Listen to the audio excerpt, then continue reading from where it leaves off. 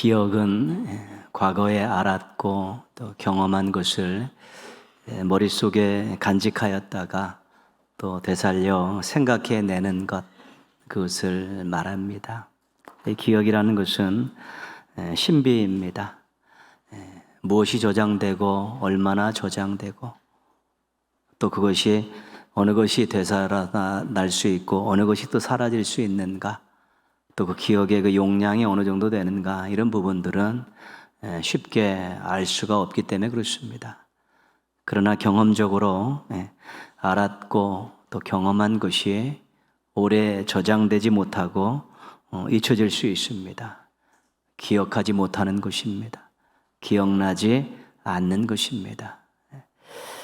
그런데 인상적이었거나 또 충격적인 것들, 아니면 또 반복적으로 계속해서 되뇌었던 것들은 오래 저장이 되고 또 잘 되살릴 수 있습니다. 기억이 생생한 것입니다. 기억의 결과는 또 극과 극입니다. 기억이 추억이 되기도 합니다. 좋은 일은 흐뭇하게 하고 삶을 행복하게 하기 때문입니다. 이런 기억은 위로가 되고 용기를 주고 또 도전을 주기 때문에 약이 되는 그런 기억입니다. 그러나 기억이 아픔이 되기도 합니다. 좋지 않는 기억들이 계속해서 상처를 내고 악몽으로 자리할 수 있기 때문입니다. 이런 기억은 힘들게 하고 낙심하게 하고 절망하게 하기 때문에 독이 되는 것입니다. 약이 되는 기억이 있고 독이 되는 기억이 있다는 것입니다. 좋은 것, 필요한 것, 잘 기억하는 것 중요한 것이죠. 그러나 좋지 않은 것, 불필요한 것은 기억나지 않는 것이 좋습니다. 그런데 마음대로 되지 않습니다. 우리 신앙인들에게 부르짖어야 될 중요한 기도 제목이 있는데, 기억과 관계된 기도 제목은 이런 것입니다. 저의 기억이 신앙과 삶에 약이 되게 하시고 독이 되지 않게 하소서. 마음대로 할 수 없는 부분들이 있기 때문에 맡겨야 될 필요성이 있는 것입니다. 한번 자신의 기도 제목으로 삼고 한번 기도 한번 하겠습니다. 같이 시작. 저의 기억이 신앙과 삶에 약이 되게 하시고 독이 되지 않게 하소서. 여러분이 드린 기도가 응답받기를 축복합니다. 구약 신명기는 이스라엘 백성들에게 너무나 중요한 말씀집입니다. 오늘 사는 우리들에게도 역시 마찬가지입니다. 신앙과 삶과 관계된 아주 중요한 내용들이 자세하게 기록되어 있기 때문에 그렇습니다. 신명기는 순종이 중심 주제입니다. 순종하면 복이고 불순종하면 화다, 이런 문장으로 신명기를 요약할 수가 있습니다. 그런데 순종이라는 주제를 가지고 신명기를 쭉 읽다 보면 자주 접하는 표현들이 있습니다. 굉장히 많이 나오는데 그 표현의 말씀은 뭐냐면 기억하라, 잊지 말라, 이것입니다. 순종을 말씀하시는 그 신명기 안에 기억하라, 잊지 말라, 이 말이 굉장히 많이 나옵니다. 이 권면은 과거와 관련된 권면입니다. 지금 이스라엘 백성들은 모압 평지에 나와 있습니다. 애굽을 탈출해서 광야를 거쳐서 지금 모압 평지에 모여 있는데 그 앞에는 요단강이 흐르고 있습니다. 그리고 요단강 건너편에 약속의 땅, 축복의 땅, 젖과 흐르는 땅인 가나안이 보이고 있는 것입니다. 하나님께서 출애굽한 이스라엘 백성들에게 가나안에 들어가기 전에 주신 말씀 모음집이 신명기입니다. 그러면서 하나님께서 그들에게 기억해라, 잊지 마라, 이 말씀을 수도 없이 반복하시는 것입니다. 하나님을 그곳에 가서 잘 섬기기 위해서 너희들이 기억할 것 꼭 기억해야 되고 잊지 말아야 될 것 잊지 말아야 된다. 약속의 땅에 가서 약속의 주인공으로 살기 위해서는 기억할 것을 기억하고 잊지 말아야 될 것을 잊지 말아야 된다. 너희들이 복받은 하나님의 백성으로서 하나님과 그 지역에 있는 사람들에게 부끄럽지 않게 살기 위해서 기억할 것은 기억하고 잊지 말 것은 잊지 말아야 된다. 신신당부를 하시는 것이고 강력하게 명령을 하시는 것입니다. 무엇을 잊지 말고 무엇을 기억해야 하는지 신명기에 엄청나게 많이 나와 있습니다. 이번 주하고 다음 주 2주에 걸쳐서 그 내용들을 전부 살펴보려고 합니다. 근데 그 잊지 말고 또 기억해야 될 것은 그 당시에 이스라엘 백성뿐만 아니라 시대를 막론하고 하나님을 섬기는 모든 하나님의 백성들과 하나님의 자녀들에게는 너무 중요한 것입니다. 그래서 무엇을 기억해야 되고 무엇을 잊지 말아야 되는가, 이 부분들을 우리 한번 2주간에 걸쳐 살펴보려고 합니다. 첫째는 하나님을 잊지 말라고 하십니다. 하나님을 잊지 말라. 근데 하나님의 백성들이 하나님을 잊어버리겠습니까? 하나님의 자녀들이 아버지 하나님을 잊어버리겠습니까? 그 기억 속에서 사라지지는 않겠죠. 얼마나 많은 은혜를 받고 얼마나 많은 기도를 하고 그렇게 살았는데 잊어지지는 것은 아닙니다. 그런데 그들이 살다 보니까 하나님의 권위, 하나님의 은혜, 하나님의 능력, 이런 것들을 잊어버리는 것입니다. 그 중요한 것을 잊어버리는 것입니다. 이전에 기억했던 것들을 다 잊어버리니까 어떤 일이 생겨나냐? 여호와를 잊지 마라, 하나님을 기억하라는 이 말 뒤에는 항상 따라오는 주제가 있습니다. 그 주제는 뭐냐면 우상 숭배입니다. 우상 숭배. 하나님의 권위를 인정하지 못하고 잊어버리고 받았던 하나님의 은혜를 잊어버리고 하나님의 능력을 잊어버리면 더 권위 있는 것들, 더 풍성한 은혜를 줄 만한 것들, 더 능력이 많은 것들을 찾아서 나가게 되는 것입니다. 그러다 보니까 우상 숭배를 하게 되는 것입니다. 그래서 하나님을 잊어버리면 어떤 일이 생겨나냐면 우상 숭배를 하게 되는 것입니다.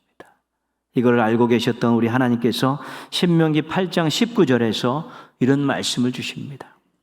내가 만일 내 하나님 여호와를 잊어버리고 다른 신들을 따라 그들을 섬기며 그들에게 절하면 내가 너희에게 증거하노니 너희가 반드시 멸망할 것이라. 아주 강력하게 명령하는 것이고 애끓는 마음으로 부탁하는 것입니다.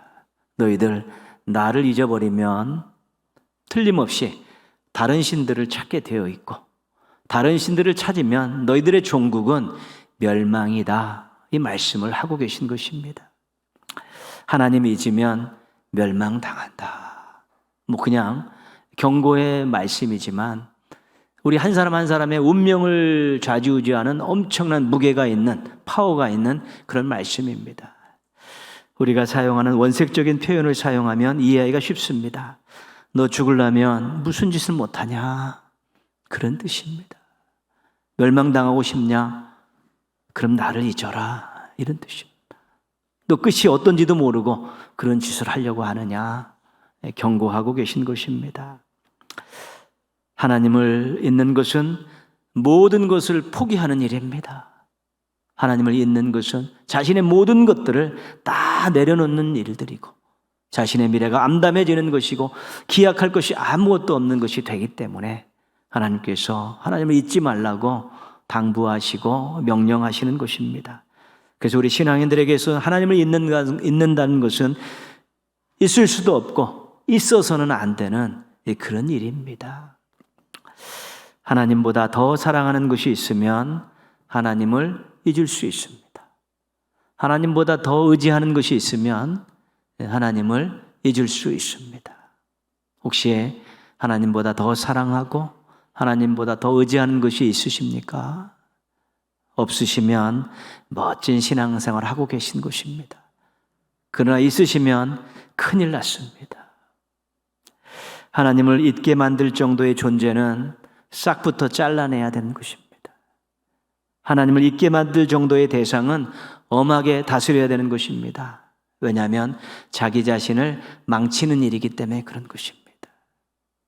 하나님 분명히 말씀하셨듯이 하나님을 잊어버리면 하나님보다 더 사랑하고 하나님보다 더 의지하는 것들을 찾게 되는데 그러면 멸망당할 수밖에 없다고 말씀하셨기 때문에 우리의 마음에서, 우리의 삶에서, 우리의 신앙에서 하나님보다 더 사랑하고 하나님보다 더 의지할 만한 것들이 조짐이 보이기 시작하면 바로 잘라버려야 되고 바로 뽑아버려야 되고, 그런 것들이 기승을 부리기 시작하면 엄격하게 다스려서 끽소리 못하도록, 고개 들고 나오지 못하도록 해야 되는 것입니다.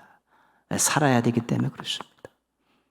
멸망이 아니라 복된 인생을 만들어야 되기 때문에 그런 것입니다.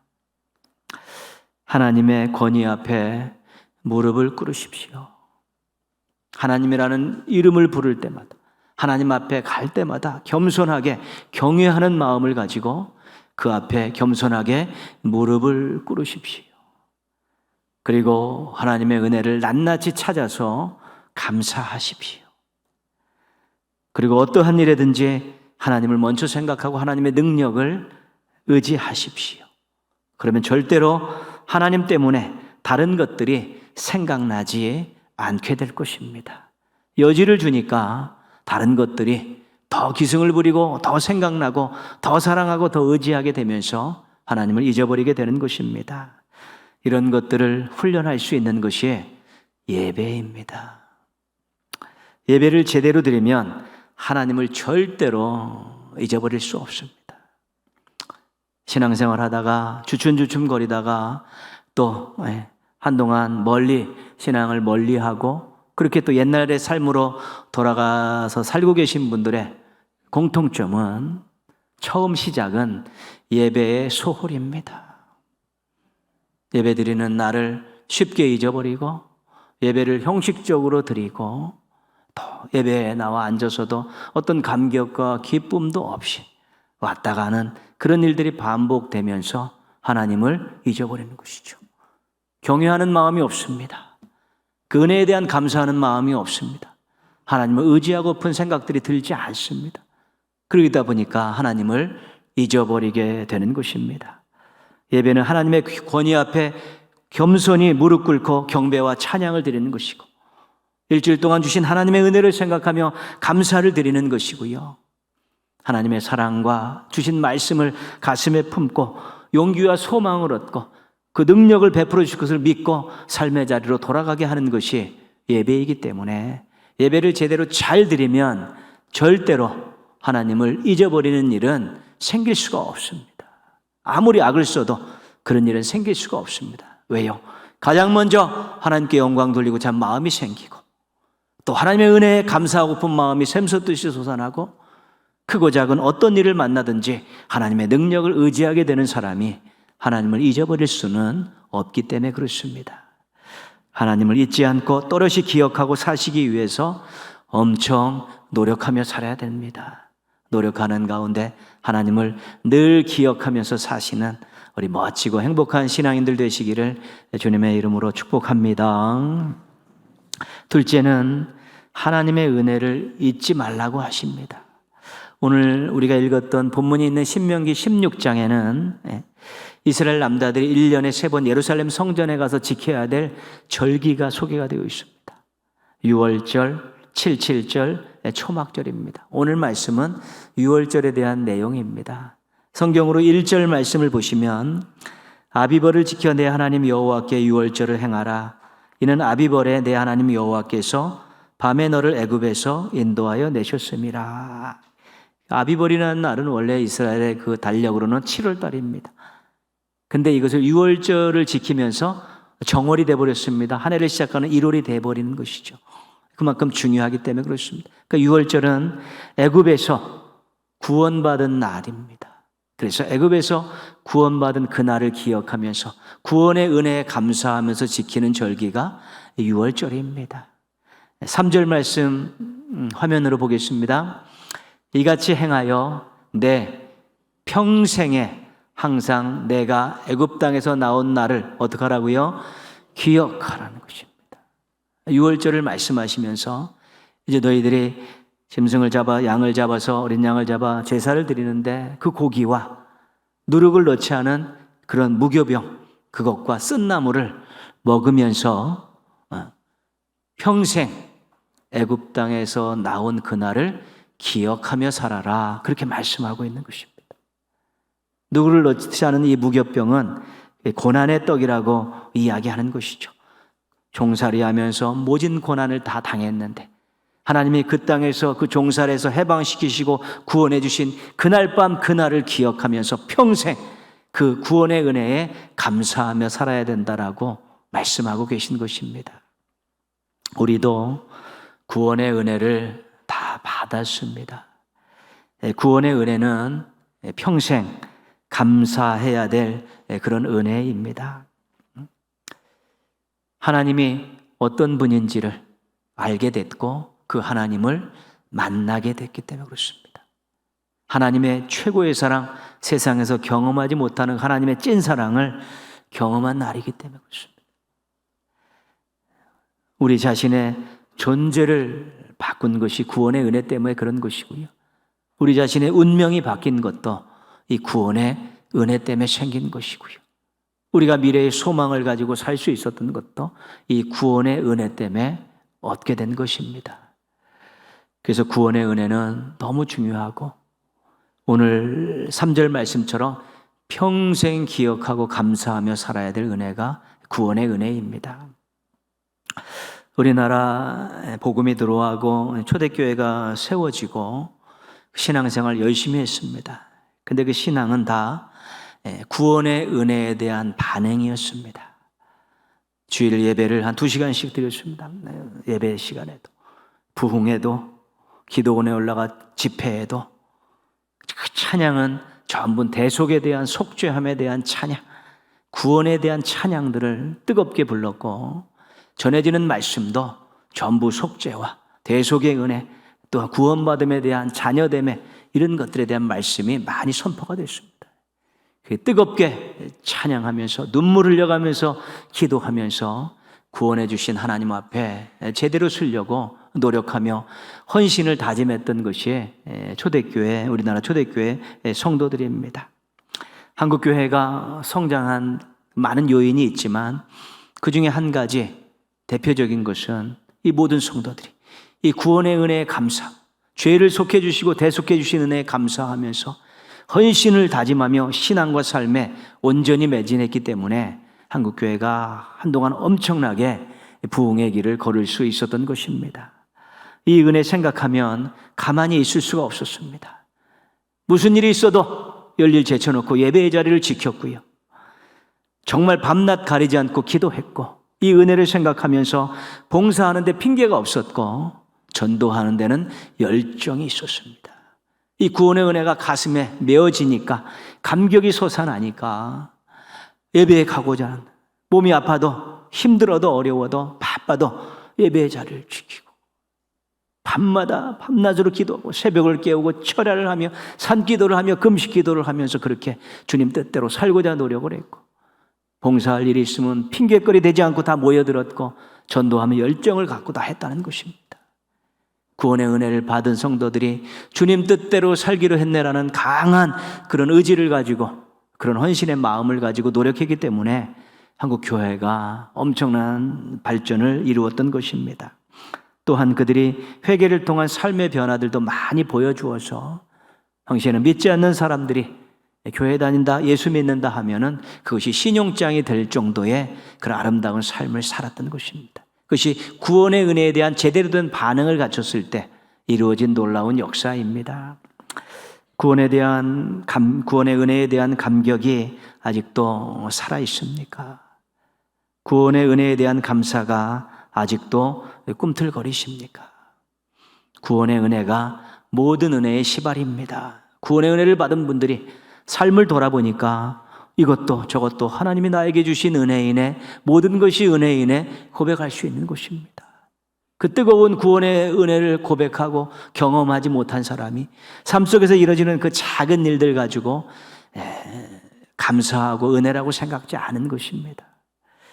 구원의 은혜에 대한 감격과 감사가 있을 때 또 새로운 크고 작은 은혜들을 많이 발견하고 경험할 수 있고 구원해 주신 하나님께서 때를 따라 돕는 은혜를 주시는 것을 경험할 수 있게 되는 것입니다. 우리가 요즘은 속죄에 대한 찬양을 많이 부르지 않습니다. 그래도 여러분들 나름대로 또 찬송가 가운데 속죄에 대한, 구원에 대한 찬양을 가사를 깊이 생각하면서 혼자 있을 때도, 기도하기 전에, 개인 경건 생활하기 전에 많이 부르십시오. 그러면 그것이 얼마나 큰 은혜가 되는지 모릅니다. 그리고 하나님을 기도하실 때 아버지라 호칭하면서 그렇게 기도하십시오. 창조주 하나님, 거룩하신 하나님을 나 같은 피조물이, 나 같은 죄인이 아버지라 부를 수 있는 것은 구원의 은혜 때문에 된 것이기 때문에 하나님을 아버지로 부르는 그 현장에서 구원의 은혜가 얼마나 감사한지를 기억할 수 있게 되는 것이고요. 믿음의 눈을 부릅뜨시고 삶의 자리에 부어주신 하나님의 은혜를 찾으시고 그것에 감사하며 사시기를 바랍니다. 하나님의 은혜를 잊지 않을 때 자신이 행복합니다. 하나님의 은혜를 기억하며 살 때 하나님 기뻐하시는 일을 할 수 있고요. 하나님의 은혜를 기억하며 살 때 우리가 공동체에 유익한 그런 헌신의 삶을 살아갈 수 있게 되는 것입니다. 은혜, 절대로 구원의 은혜, 또 때를 따라 돕는 은혜 잊지 마셔서 충만하고 행복하고 영향력 있는 삶을 사시기를 주님의 이름으로 부탁드리겠습니다. 6월절, 77절, 초막절 절기를 지키면서 또 한 가지 기억하라는 말씀을 하나님께서 거기다가 꼬리표처럼 딱 붙여주셨습니다. 6월절은 죄인의 구원과 관계된 일이기 때문에 조금 띄워놓고요. 77절과 우리 초막절에 대한 내용입니다. 신명기 16장 11절입니다. 같이 한번 읽겠습니다. 너와 내 자녀와 노비와 내 성중에 있는 레위인과 및 너희 중에 있는 객과 고아와 과부가 함께 내 하나님 여호와께서 자기의 이름을 두시려고 택하신 곳에서 내 하나님 여호와 앞에서 즐거워할지니라. 77절에 대한 내용이고요. 16장 14절 같이 읽습니다. 절기를 지킬 때에는 너와 내 자녀와 노비와 내 성중에 거주하는 레위인과 객과 고아와 과부가 함께 즐거워하되. 이 77절과 이 초막절은 추수절기입니다. 첫 열매를 거두고 또 모든 걸 다 거뒀을 때, 하나님께서 너에게 복을 주셨을 때, 하나님께 너에게 은혜를 주셨을 때 가족끼리만 즐거워하고 행복하고 먹고 마시고 즐기지 말라. 이것을 위해 노동했던 노비들도 생각하고 기업이 없는 레위인들도 생각하고 사회적인 약자애들은 약자인 객과 고아와 과부로 기억하라. 그리고 그들을 함께 모아서 그들과 함께 즐거워하라. 하나님 앞에서 그들과 함께 더불어 즐거워하고 함께 먹고 마시고 행복을 나누라고 그렇게 말씀하시는 것입니다. 하나님이 주신 귀한 것들, 복과 은혜를 받았는데 자기와 자기 가족만 먹고 마시는 그런 거 안 된다는 것입니다. 함께 나누어야 될 사람들을 기억하고 수고한 사람들을 기억하고 어려운 사람들을 기억해서 그들을 초청해서 하나님 앞에서 함께 즐거워하라는 것이 하나님의 또 하나의 명령입니다. 은혜를 잊지 마라. 거기 꼬리표를 하나 붙여주셨는데 삶의 주변에 어렵고 힘든 사람들도 기억하라. 그래서 주신 은혜와 복을 가지고 함께 나누어라. 이렇게 말씀하시는 것입니다. 우리 하나님답지 않습니까? 하나님 정말로 복을 주시면서도 복된 삶을 살기를 원하고 계신 것입니다. 기억해 주는 것만으로도 어려운 사람들은 힘이 됩니다. 잊혀져 가는 것처럼 무서운 것이 없고 비참한 것이 없는 것입니다. 세월호 참사가 일어난 지 우리가 9년이 되었습니다. 9주기인데요. 로란 리본들과 깃발, 현수막들 여전히 존재했고 이번에 9주기에도 굉장히 많이 전국적으로 휘날리고 있었습니다. 그런데 그 리본과 깃발과 현수막에 등장하는 문구 있습니다. 잊지 않겠습니다. 사람들이 거기 글을 쓴 것입니다.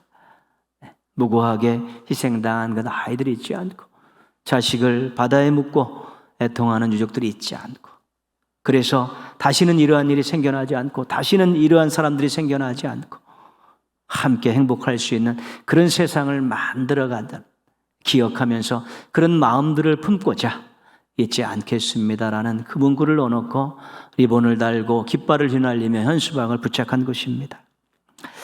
이번 4월 16일은 우리 주일이었습니다. 주일이었는데 안산 화랑유원진의 생명안전공원 부지에서 우리 기독교인들과 그 유가족들 300명이 모여서 예배를 드렸습니다.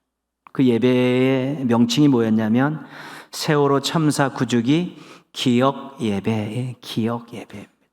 그리고 전국에서 있었던 모든 그 추모식에는 전부 기억식이라는 그런 명칭을 썼습니다. 기억하는 것만으로도 그분들에게 힘이 되고 우리가 기억해야지만이 그런 일이 일어나지 않는 세상을 만들 그런 마음들이 생겨나고 힘을 모을 수 있기 때문에 그렇습니다. 역사의 현장에서 무고하게 억울하게 희생된 이들을 기억하는 것은 중요합니다. 4.16, 4.19, 5.18, 얼마 전에 이태원 참사 이런 일들 그냥 정말로 무고한 생명들이 피어보지도 못하고 죽는 이런 일들을 보면서 우리가 기억해야지만이 다시 이런 비참한 일들이 일어나지 않게 되고 그런 세상, 아름다운 세상을 만들기 위해 함께 노력하기 이런 무고한 희생들을 줄여갈 수 있게 되는 것입니다. 근데 기억하지 못하고 있는 경우가 많습니다. 때로는 저도 막 잊고 며칠 지나고 생각날 때도 있습니다. 왜 그렇습니까? 자신의 일이 아니기 때문에 그렇습니다. 자신의 일이 아니기 때문에 그렇습니다. 그래도 하나님이 통치하신 세상에서 일어난 일이고 자신도 이런 일을 당할 수 있다라는 생각들을 가지며 우리가 기억하려고 잊지 않으려고 노력해야 되는 것입니다. 우리 주변에서 힘들게 살아가는 이웃들 기억하는 것 중요합니다.